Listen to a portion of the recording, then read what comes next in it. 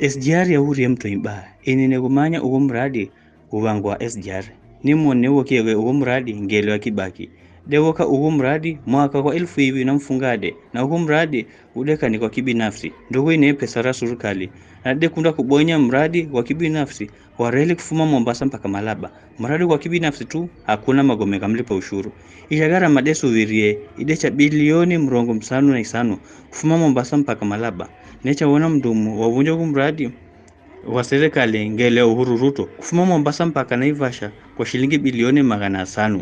Kwa hivyo mradi ni kwa bilioni 500.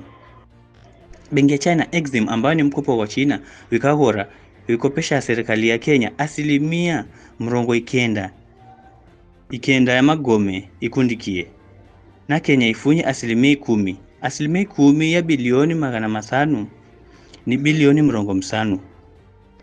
Kwa hivyo kufuma kwa ushuru hodu ni 10% ni suti shano na wekadineka 9%. Kwa hivyo decha bonya mahesabu ya igimagome na dikakotia le wa China wednekie igimagome ewe funyire yukanekana 10% yose ide shano kwa China Road and Bridge na le Kenya funyire bilioni 50 10% ya bilioni 500 na wefunyirege 10% na dikabonya mahesabu ni chakoni na idabango kujichangia magome kibinafsi ga SGR kufuma kwa treasurer kwa huo bilioni 50 rideka refunyo kwa kidasi cha serikali rineko kwa Kenya Railways na tano rikeneko na mwanakandarasi bango wa China Road and Bridge dikabonya mahesabu dikakuwa si shilingi bilioni 50 reshanilo ideka ni bilioni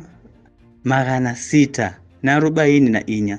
Kwa hivyo dideshana mradi na magome gedu na dikachumbisha na sedikawe dikavusa loan na awendelea kuishana iyo loan kwa China Road and Bridge kwa kuagwa kwa SGR kufuma Mombasa mpaka Naivasha. Magome ishani loni 1.2 trillion kwa mradi wa bilioni 500 kulingana na contract document.